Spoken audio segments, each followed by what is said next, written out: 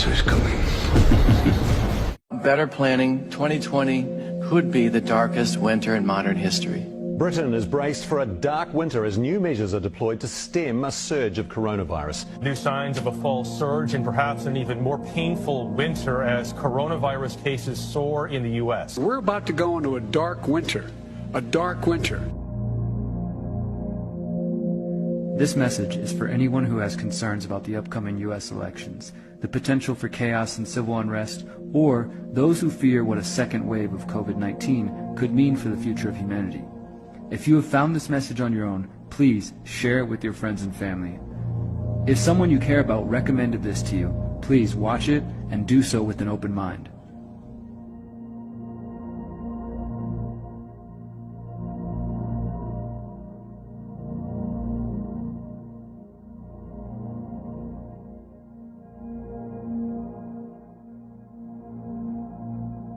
We are in the last few months of a tumultuous year, and it appears that there might be more unprecedented events on the way. As we near election 2020, it's important to step back and analyze the potential plans of the predator class. Specifically, it's important to understand a number of recent government simulations and exercises. First, let's look at the exercise known as Event 201. 1 year ago, on October 18, 2019, the Bill and Melinda Gates Foundation partnered with the Johns Hopkins Center for Health Security and the World Economic Forum on a high-level pandemic exercise known as Event 201. Event 201 simulated how the world would respond to a fictional coronavirus pandemic known as CAPS, which swept around the planet. The simulation imagined 65 million people dying, mass lockdowns, quarantines, and censorship of alternative viewpoints under the guise of fighting disinformation, and even floated the idea of arresting people who question the pandemic narrative. The outcome of the CAPS pandemic in Event 201 was catastrophic. Coincidentally, one of the players involved with Event 201 was Dr. Michael Ryan, the head of the World Health Organization's team responsible for the international containment and treatment of COVID-19. Dr. Michael Ryan has called for looking into families to find potentially sick individuals and isolate them from their families. Due to the vast web of connections between Bill Gates and nearly every organization connected to the COVID-19 fight, a growing number of researchers are questioning the motivations of Gates and other officials involved in the Event 201 exercise. Crimson Contagion and Clade X. Another important exercise was known as Crimson Contagion and simulated an outbreak of a respiratory virus originating from China. From August 13 to August 16, 2019, Trump's Department of Health and Human Services, headed by Alex Azar, partnered with numerous national, state, and local organizations for the exercise. According to the results of the October 2019 draft report, the spread of the novel avian influenza named H7N9 resulted in 110 million infected Americans, 7.7 million hospitalizations, and 586,000 deaths.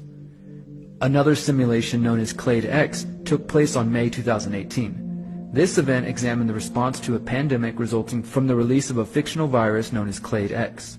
In the simulation, the virus was released by a terror group called A Brighter Dawn. As the outbreak spread through the United States, the participants asked what would be needed if the president issued a federal quarantine, noting that the authorities would need to, quote, determine the level of force authorized to maintain quarantine. The Clade X exercise also resulted in the federal government nationalizing the healthcare system. The leaders of these controversial pandemic simulations that took place before the coronavirus crisis have long-standing connections to the U.S. intelligence and U.S. Department of Defense. Even more troubling is that key players in the exercises, specifically Event 201 and Clade X, share a common history in another biowarfare simulation known as Dark Winter. The Darkest Winter. The Dark Winter exercise took place in June 2001, only months before the 9/11 attacks. This exercise took place at Andrews Air Force Base in Camp Springs, Maryland, and involved several congressmen, a former CIA director, a former FBI director, government insiders, and privileged members of the press. The exercise simulated the use of smallpox as a biological weapon against the American public. During the Dark Winter exercise, authorities attempted to stop the spread of dangerous misinformation and unverified cures, just like with the Event 201 simulation. Dark Winter further discusses the suppression and removal of civil liberties, such as the possibility of the president to invoke the Insurrection Act, which would allow the military to act as law enforcement upon request by a state governor, as well as the possibility of martial rule. The script says martial rule may, quote, include, but are not limited to, prohibition of free assembly, national travel ban, quarantine of certain areas, suspension of the writ of habeas corpus, and or military trials in the event that the court systems become dysfunctional.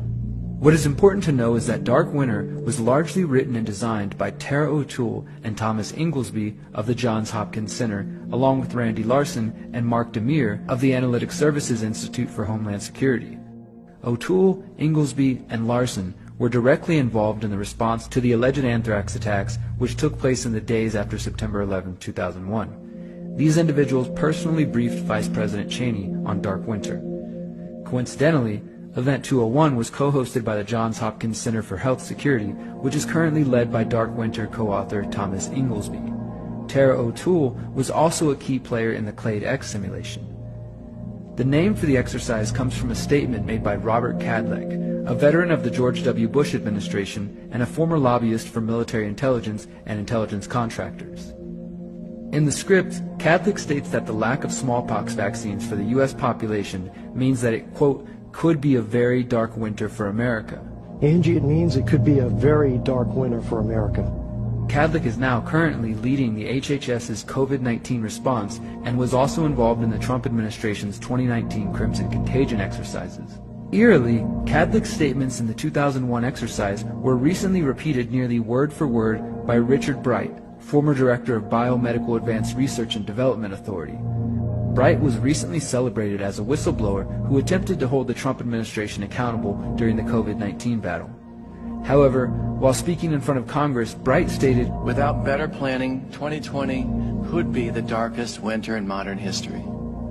Now maybe Bright is simply a concerned scientist warning about the potential for more sick people, but his use of the phrase darkest winter is hard to ignore here. When hearing the statements from Cadleck and Bright, we ought to consider the corporate media's promotion of a potential second wave of COVID-19. Bill Gates and other influential pundits and health authorities have consistently warned about a second wave which was slated to arrive in the fall of 2020. As of mid-October 2020, reports are beginning to come in that cases are on the rise. This is what makes the statement from Richard Bright all the more concerning. This leads us to a number of recent simulations of the 2020 U.S. election which have resulted in chaos and potential civil war.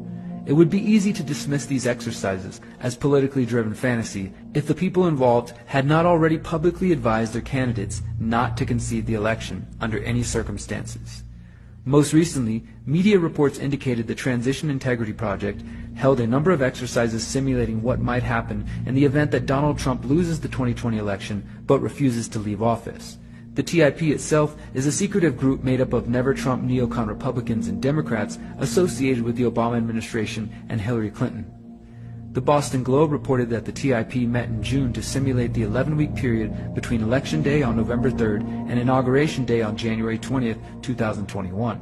The exercises state that, quote, Trump and his Republican allies used every apparatus of government, the Postal Service, state lawmakers, the Justice Department, federal agents, and the military to hold on to power, and Democrats took to the courts and the streets to try to stop it. The TIP envisioned one scenario where Trump wins and Biden refuses to concede and instead asks for a recount and makes several demands, including to give statehood to Washington, D.C. and Puerto Rico and divide California into 5 states. In the exercises, Joe Biden is played by John Podesta, Hillary Clinton's 2016 campaign manager and the chief of staff to former President Bill Clinton. The simulations essentially end in a constitutional crisis where there is no clear president and the Supreme Court, or possibly the military, play a deciding role. This unprecedented event could be disastrous for American life, as it is very likely that activists from both sides of the vote would take to the streets to protest what they believe is a theft by their opponents.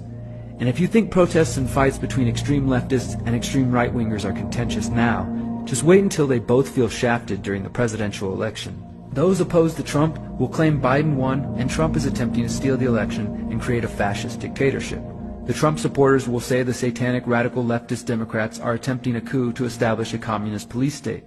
The results will be neighbor turning against neighbor, family members disowning one another, and some political activists may escalate their tactics from protest to violence. Other groups were similarly engaged in war games that predicted complete chaos in the United States on Election Day, as well as the imposition of martial law. This includes the Operation Blackout simulations conducted by the U.S.-Israeli company Cyber Reason. The company has considerable ties to the U.S. and Israeli intelligence community. Operation Blackout involved hackers taking control of city buses around the U.S., crashing into voters waiting in line at polling stations, hacked traffic lights causing accidents, and the release of deep fakes to manipulate the public. The simulation resulted in the cancellation of the 2020 election and the imposition of martial law. While Donald Trump continues to stoke the flames of division and uncertainty surrounding election 2020, the establishment is also preparing for the possibility of martial law in response to this chaos. Meanwhile, the public is being prepared for a second wave of COVID-19 infections, which could lead to the foreshadowed darkest winter. While I don't care to install fear, I do encourage everyone to heed these warnings and be prepared for potential unrest in the days and weeks following the election. Are you prepared? In conclusion, I believe we may have a narrow window of time to inform our friends and family and motivate them to prepare for what may be on the horizon. We can spend our time attempting to convince them of the lies of COVID-19. We can also try to educate them about the numerous exercises predicting chaos and civil unrest across the United States.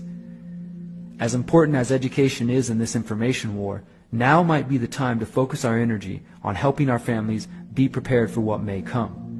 Rather than attempting to convince them to see what you see or believe what you believe, perhaps we can simply help keep them safe until they can clearly see the writing on the wall.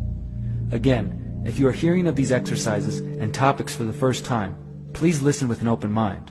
I also want to emphasize that I don't say these words in hopes of inspiring fear or stress. In fact, I hope that this analysis can paint a clear enough picture of the grim reality that we are facing so that we may act. It is only by honestly facing our circumstances that we can hope to influence and change the path of humanity. This is a historic time to be alive, and we have the opportunity to play a powerful role. It's time to shake off the shackles and expose those who seek to hold us back for their own sick purposes.